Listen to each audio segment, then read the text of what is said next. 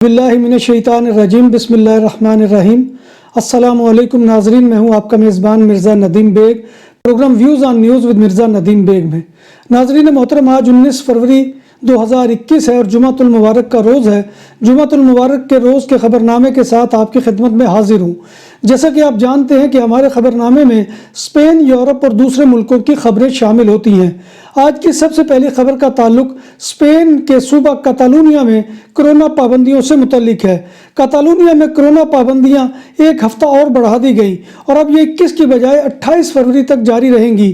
General اتحاد کاتالونیا نے یہ فیصلہ وبائی صورتحال کے پھیلاؤ اور کووڈ-19 کی نئی اقسام کے سامنے آنے کے پیش نظر کیا ہے اور 7 دن کی توسیع کر دی ہے۔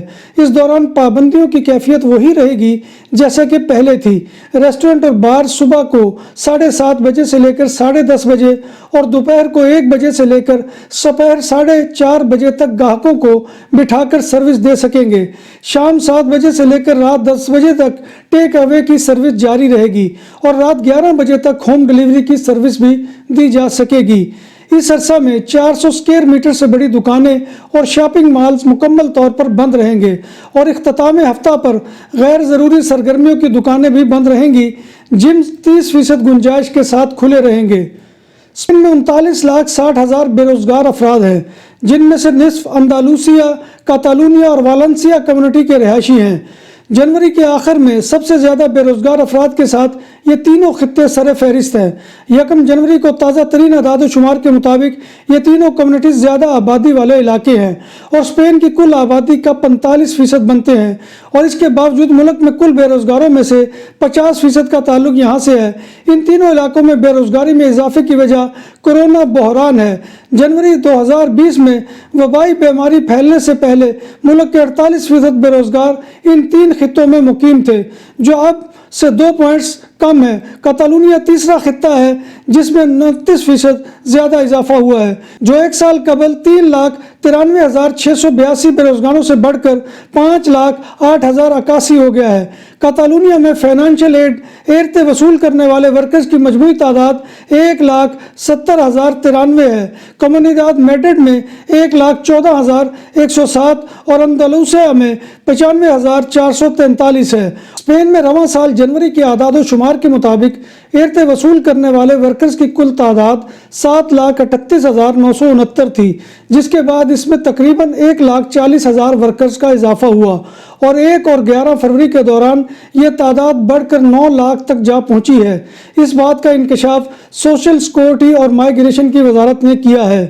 بارسلونا کے سینٹر میں ریپ سنگر پابلو حاسل کی گرفتاری کے خلاف مظاہروں کا سلسلہ تیسرے روز بھی جاری رہا۔ مظاہرین نے رکاوٹوں کو ہٹا دیا اور کوڑے کے کنٹینرز کو آگ لگا دی اور گرفتاریوں کا سلسلہ جاری رہا۔ چہرے چھپائے مظاہرین نے کائے اراگون اور کائے بیلین کے سنگم پر سڑک کے وسط میں رکاوٹیں کھڑی کی تھی۔ مظاہرین نے 1 درجن کنٹینرز اور تعمیراتی سامان کو نظر آتش کیا۔ گزشتہ دنوں کی طرح فسادات شہر کے مختلف حصوں میں پھیل گئے۔ 6 افراد کو گرفتار کیا گیا۔ مظاہرین کی جانب سے پتھراؤ کے نتیجے میں پولیس موسس دے اسکواڈرا کے اہلکار بھی زخمی ہوئے۔ تیسرے روز مظاہرے تاراگونا، لریدا اور کاتالان دیگر شہروں میں بھی ہوئے۔ اسپین کے شہر مالاگا میں مختلف مقامات پر خواتین کے باتھ رومز میں خفیہ کیمرے لگا کر ویڈیو بنانے کے الزام میں 2 افراد کو گرفتار کر لیا گیا ہے۔ دونوں ملزمان نے پرائیویسی ایکٹ کی خلاف ورزی کرتے ہوئے علاقے کے مختلف باتھ رومز میں لوگوں کی ویڈیوز بنائیں اور ان کے قبضے سے 71,080 ویڈیوز برآمد ہوئی۔ گرفتار ملزمان میں سے ایک 44 سالہ مرد اور 31 سالہ خاتون ہے۔ خفیہ کیمرے ایئر فریشنر میں لگائے گئے تھے اور اس ضمن میں تحقیقات اس وقت شروع ہوئی جب کچھ خواتین نے شکایت کی کہ شاپنگ مالز میں خفیہ کیمرے نصب ہیں۔ دنیا کا کوئی خطہ اور ملک کرونا وائرس کی موذی وبا سے محفوظ نہیں ہے۔ اس کے مریضوں اور اموات میں مسلسل اضافہ جاری ہے۔ دنیا بھر میں کرونا وائرس سے متاثرہ افراد کی تعداد 11,09,14,111 تک جا پہنچی ہے، جبکہ اس موذی وائرس سے اموات 24,54,263 ہو گئی ہیں۔ کرونا وائرس کے دنیا بھر میں 2,25,99,783 مریض ہسپتالوں، کوارنٹین مراکز میں زیر علاج اور گھروں میں آئسولیشن میں ہیں، جن میں سے 95,449 کی حالت تشویشناک ہے، جبکہ 8,58,58,244 کورونا مریض صحت یاب بھی ہو چکے ہیں۔ جب بات ہو 100% حلال کھانوں کی تو ایک ہی نام، عادل تندوری ریسٹورنٹ۔ بارسلونا میں مہمان نوازی کا پہلا نام عادل تندوری ریسٹورنٹ، بر صغیر کے روایتی حلال کھانوں کا مرکز۔ گرل تندوری روسٹ، چکن اور مٹن ٹکا، سبزیاں اور تڑکے والی دالیں، رس ملائی اور فالودہ۔ قاری عبد الرحمن کی فخریہ پیشکش، غریب و امیر کے لیے۔ بارسلونا کے قلب میں واقع عادل تندوری ریسٹورنٹ کا یہ استے نمبر 9 نزد دراسانہ ہاسپٹل، بارسلونا۔ یورپی یونین کے رکن ممالک میں ہر سال 22 ملین انسانوں پر جسمانی حملے کیے جاتے ہیں اور 110 ملین انسانوں کو ہراساں کیا جاتا ہے۔ یہ بات پوری یونین میں کرائے گئے اپنی نوعیت کے اولین سروے کے نتیجے میں سامنے آئی ہے۔ اپنی نوعیت کے اس پہلے اور تاریخی سروے کا اہتمام یورپی یونین کی بنیادی حقوق کی ایجنسی کی طرف سے کیا گیا اور اس کے نتائج آج جمعہ 19 فروری کو ایک رپورٹ کی صورت میں شائع کیے گئے ہیں۔ 2019 میں مکمل کیے گئے اس سروے کے دوران اس پورے بلاک میں 32,000 شہریوں سے ان کی رائے معلوم کی گئی۔ سروے کے نتائج کے مطابق جسمانی تشدد اور ہراسیت کا شکار یورپی یونین شہریوں میں صنف کی بنیاد پر واضح تفریق دیکھنے میں آئی ہے۔ مثلا خواتین کو مردوں کے مقابلے میں جسمانی اور جنسی تشدد اور جنسی ہراسیت کے واقعات کا زیادہ سامنا کرنا پڑتا ہے۔ یہ زیادہ شرح خاص طور پر فرانس، جرمنی اور نیدرلینڈ میں دیکھی گئی ہے۔ اس کی ایک وجہ یہ بھی ہے کہ مشرقی یورپی ممالک عموماً تھوڑی آبادی والی ریاستیں ہیں، جبکہ مغربی یورپ میں جرمنی اور فرانس جیسے ممالک یونین کے سب سے زیادہ ممالک والے آبادی کے ملک ہیں۔ یورپی یونین نے تارکین وطن سے اپنی پالیسی میں موجود خامیوں کو تسلیم کر لیا ہے۔ یورپی یونین نے ہجرت سے متعلق ایک نئی پالیسی کو نافذ کرنے کا فیصلہ کیا ہے، لیکن یہ پالیسی یونان میں انسانی صورتحال میں بہتری لانے میں ناکام ثابت ہوگی۔ آکسفرم چیریٹی کے مشیر رافیل شاہو نے دعویٰ کیا ہے کہ یونان میں مہاجرین کی بڑی تعداد آباد ہے اور وہاں نئی پالیسی کو لاگو نہیں کیا جا سکتا۔ واضح رہے کہ یورپی کمیشن نے گزشتہ برس ستمبر میں یورپی یونین کی ہجرت پالیسیوں میں بہتری کے لیے ایک نئے معاہدے کی تجویز پیش کی تھی۔ جرمنی کے وزیر صحت جینس اسپن نے کہا ہے کہ کرونا وائرس کی برطانیہ میں سامنے آنے والی قسم جرمنی میں تیزی سے پھیل رہی ہے۔ 2 ہفتے پہلے کی شرح کے مقابلے میں اس کے کیسز 4 گنا زیادہ سامنے آ رہے ہیں۔ برلن میں بدھ کو صحافیوں سے گفتگو کرتے ہوئے جینس اسپن نے کہا کہ وائرس کی نئی قسم کے پھیلاؤ کی شرح نشاندہی کرتی ہے کہ ہر ہفتے اس کے کیسز کی شرح تقریباً دگنی ہو جاتی ہے۔ انہوں نے خدشہ ظاہر کیا کہ جلد ہی یہ قسم جرمنی میں غالب آ جائے گی۔ امریکی فوج کے ہزاروں اہلکاروں نے کرونا ویکسین لگوانے سے انکار کر دیا، البتہ افسران مسلسل انہیں ویکسین سے متعلق انٹرنیٹ پر موجود افواہوں پر دھیان نہ دینے کی ہدایت کر رہے ہیں۔ امریکی فوج کی آرمی فورسز کمانڈر کے سرجن بریگیڈیئر جنرل ایڈورڈ بیلی کا کہنا ہے کہ ہم ویکسین سے متعلق اہلکاروں کو آگاہی دینے اور انہیں ویکسین لگوانے پر قائل کرنے کی مسلسل کوشش کر رہے ہیں۔